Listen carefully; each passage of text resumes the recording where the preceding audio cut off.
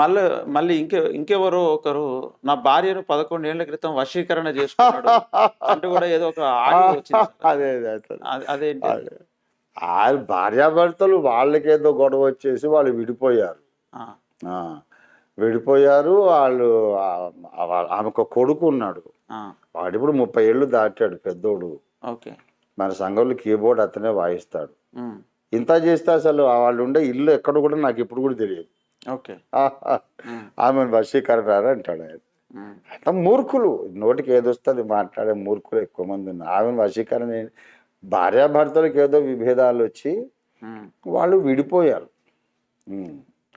విడిపోయారు. ఆమె ఆమె అన్నయ్య మంచి ఇంజనీరు, ఆయన ఎంటెక్ జాబ్ చేస్తున్నాడు. వాళ్ళ తల్లిగారు తోడుపుట్టిన వాళ్ళు ఉన్నారు, రాజమండ్రి వాళ్ళది. సో వాళ్ళు ఏదో కుటుంబం వాళ్ళు ఏదో మెయింటైన్ అవుతున్నారు. ఇప్పుడు బాబు పెద్దోడు అయిపోయాడు. సో అప్పుడు ఇప్పుడు 30 ఏళ్ళు వాడికి. వీళ్ళు విడిపోయినప్పుడు కూడా 20 ఏళ్ళు ఉన్నాడు. ఉమ్, ఇప్పుడు ఎవరైనా నిజంగా యథార్థవంతులైన వాళ్ళు ఉంటే, ఉమ్, మనుషులకు పుట్టుంటే వీళ్ళు ఉమ్, అసలు ఆ ఇంటికి పోయి, ఈ ఇంటికి ఓఫీర్ గారు అసలు వచ్చాడా, ఉమ్, ఎన్నిసార్లు వచ్చాడు అని ఎంక్వైరీ చేయమనండి. ఉమ్, అంటే అట్లా ఎంక్వైరీ చేయకుండానే మేము నమ్మేస్తాం ఉమ్, అంటే వాడు మనిషికి పుట్టుంటాడు, ఒక కుక్కకు పుట్టుంటాడు వాడు.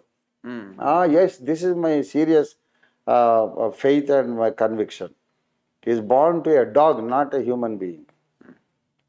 ఎవడో ఏదో చెప్పేస్తే నమ్మేస్తారా? అట్లాంటి ఫాల్తుగాళ్ళు ఎంతమంది ఉన్నారో తేల్చడానికే ఇదంతా దేవుడు అలౌ చేశాడు.